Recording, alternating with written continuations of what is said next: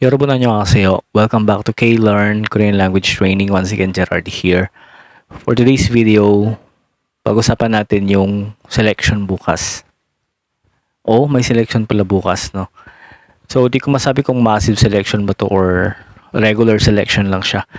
So, ang selection is para to sa mga pasado na at naghihintay na lang ng employer. Okay, so bukas March 4, lahat po ng nasa roster na passer is meron pong chance na ma-select ng Korean employer. Okay? So, hindi ko din alam kung ilan yung quota ng Pilipinas for the selection for tomorrow. Pero, wish you all the best. Lahat ng mga nasa roster.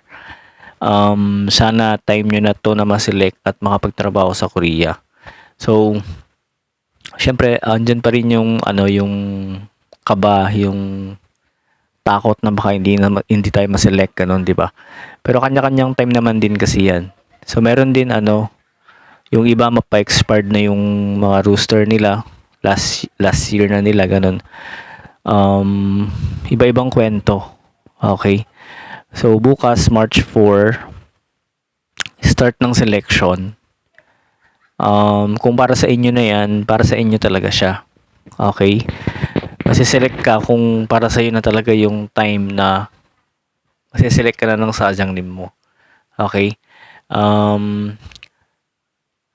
Bukas i-check nyo lagi yung EPS account nyo para makita nyo kung nagkaroon kayo ng employer. Okay?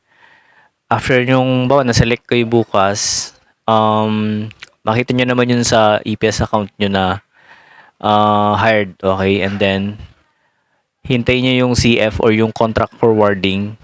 Yung HRD Korea, i-forward nyo sa DMW yung kontrata nyo. And then, dun nyo isa-sign yung kontrata. Okay?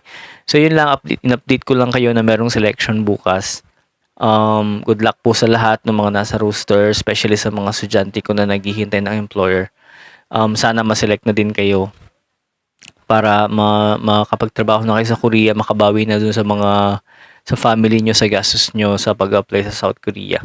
And sa inyong lahat na nasa roster, good luck po. At sana ay, hindi ko pwedeng sabihin na sana ma-select lahat kasi, di ba, may quota nga po at ngayon ay medyo mahina ang quota ng Pilipinas. Basta again, good luck po sa ating lahat na naghihintay ng employer. Dasal lang po tayo kung para sa inyo na talaga siya. Okay? So, mark your calendar bukas, March 4, 2026, start po ng selection. Once again, thank you so much for watching the video. Kung nagustuhan nyo yung mga video ko, baka pwede nyo akong i-follow. Kung gusto nyo mag-aral, nagtuturo din ako, nag-a-assist. 4 times EPS topic exam passer na ako, galing na ako ng South Korea. And ako yung nagtuturo ng Korean language, specializing EPS topic since 2016. So magti 10 years na po ako nagtuturo. Maraming salamat ulit. Follow nyo ako para sa mga update, legit na update, okay? Tsaka yung reality ng pagtatrabaho sa South Korea, tinatakal ko din dito sa channel ko. Once again, Gerard here, EPS topic exam passer for 4 times, okay? You have a great one. Annyeong.